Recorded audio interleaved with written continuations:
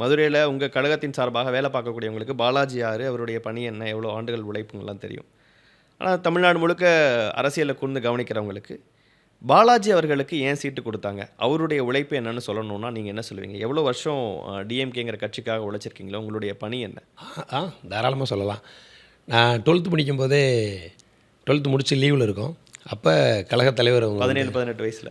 17 18 complete ஆகாத ஸ்டேஜில் அப்போ கழகத் தலைவர் வந்து சென்னை மேயர் மதுரைக்கு ஒரு விசிட்டுக்கு வந்திருக்காங்க. அப்போ நாங்கள் பைக் எடுத்துகிட்டு ஒரு 20 பைக்குக்கு மேலே இருக்கும். எல்லோரும் இங்கேருந்து போய் மதுரை சர்க்கிட் ஹவுஸில் போய் தலைவருக்கு சால்வை போட்டு ஃபோட்டோ எடுத்துகிட்டு வந்தோம். அந்த ஃபோட்டோலாம் இன்னும் இருக்குது. அப்போ ஆரம்பித்தது அப்படியே சட்டக்கல்லூரியில் வாய்ப்பு கிடச்சி சேர்றோம் திராவிட முன்னேற்ற கழகத்தில். சாரி குறுக்கிடுறதுக்கு. வீட்டில் அப்பா யாரும் பாலிடிக்ஸ்லலாம் இல்லை? பாலிடிக்ஸில் கிடையாது. எப்படி உங்களுக்கு அப்படி ஒரு ஆர்வம் அப்போ பிறந்தது? அதான் அந்த நேரத்தில் அந்த நாங்கள் ஸ்கூலில் 12th படிக்கும்போது ஏற்கனவே ஒரு இன்டர்வியூ பேசும்போது சொன்னோம். அப்போல்லாம் பொழுதுபோக்கே எங்களுக்கு செய்தித்தாள் வாசிக்கிறது தான். அப்போ படம் பார்க்குறதுன்னு சொல்லுவாங்க. மதுரைக்காரங்கன்னா நீங்கள் என்ன இப்படி சொல்கிறீங்க? அப்போ இந்த காலகட்டம் இல்லைல்ல. அப்போ 2001 2000லலாம் தேட்டருக்கெல்லாம் போகிறதே மதுரையில் தேட்டரும் கம்மியாக தான் இருக்கும். சினிமா தேட்டருக்கு போகிறதெல்லாம் வீட்டில் பெர்மிஷன் வாங்கிட்டுலாம் போக முடியாது, சரி, விடவும் மாட்டாங்க. அப்போ எங்களுக்கு டெய்லி பொழுதுபோக்கே ஏதாவது ஒன்று விளாடுவோம் வெளியில் போய் கிரவுண்டில். அப்போல்லாம் சோசியல் மீடியாவும் கிடையாதுல்ல.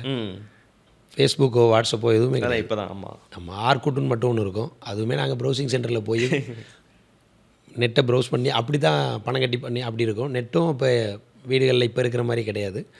அதனால் அப்போ பொழுதுபோக்கே எங்களுக்கு வந்து செய்தித்தாள் தான். அப்போ தலைவர் கலைஞர் அவர்களோட உரை வந்து டெய்லி உடன்பிறப்புகளுக்குன்னு சொல்லி கடிதம் எழுதுவாங்க. அப்போ தலைவர்கள் எதிர்க்கட்சி தலைவர்கள் யாராவது விமர்சனம் பண்ணால் அதுக்கு பதிலுக்கு செய்தி வெளியில் வரும், தலைவரோட அறிக்கையாக. அதெல்லாம் படிக்கும்போது ஒரு இன்ஸ்பிரேஷன்.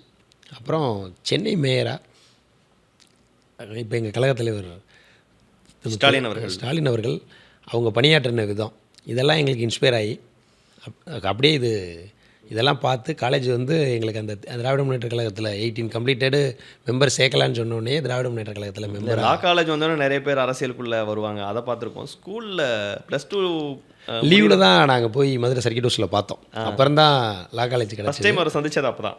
ஆமாம்மா, சந்தித்து ஃபோட்டோலாம் எடுத்தோம். அந்த ஃபோட்டோ எங்களுக்கு லக்கிலி அப்போ கிடச்சதை நாங்கள் வச்சுருந்தோம். சரி, இப்போ தான் அது வந்து எங்களோட சீனியாரிட்டியை ப்ரூவ் பண்ணுறதுக்கு ஒரு எவிடன்ஸாக இருக்குன்றதை இப்போ தான் எங்களுக்கு தெரிஞ்சு.